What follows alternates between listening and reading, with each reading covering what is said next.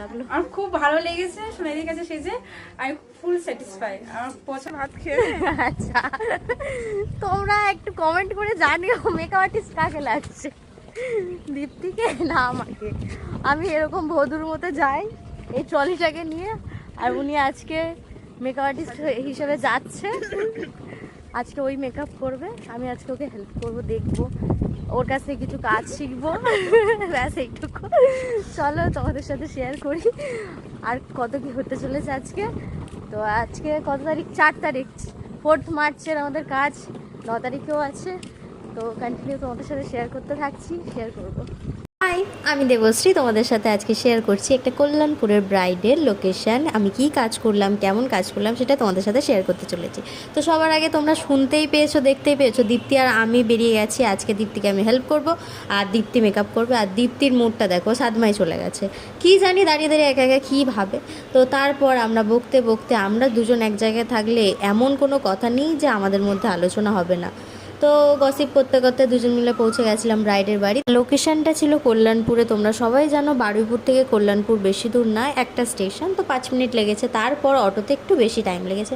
দুজন মিলে বকতে বকতে চলে যাচ্ছিলাম। আর ব্রাইডের মুখে তোমরা শুনেই নিয়েছো যে ব্রাইডের লুকটা কেমন লেগেছে। তো তোমরাই শুধু কমেন্ট করে জানিও ব্রাইডের লুকটা কেমন হলো, আর পুরো এই ব্লগগুলো তোমাদের কেমন লাগছে কমেন্ট করে জানিও। আর যদি আমার এই ব্লগগুলো তোমাদের ভালো লাগে, অবশ্যই কিন্তু চ্যানেলটাকে সাবস্ক্রাইব করে রাখো, আর ফেসবুকটাকে কিন্তু ফলো করে রাখো। ক্লায়েন্ট যখন আমার কাজ দেখে পছন্দ করে, আবার আমার কাজের উপরে এতটাই বিশ্বাস করে যে আমাকে বলে একদম তোমার মনের মতো করে সাজিয়ে দাও, আমি চোখ বন্ধ করে বিশ্বাস করি যে তুমি কীরকম সাজিয়ে দেবে।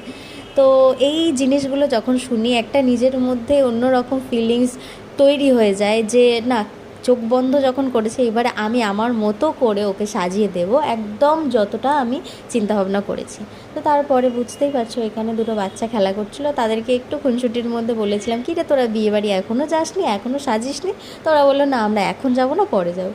তারপর এখানে প্যান্ডেল হয়েছে দেখলাম, আর আমাদেরকে কিন্তু ড্রপ করতে চলে এসেছিলো। এটা আমার একটা কাকার মেয়ে, আগের বছরেই আমি ওদের পাড়াতে একটা কাজ করে যাই, সেই কাজটা দেখেই কিন্তু ওর আমার কাজ পছন্দ হয়।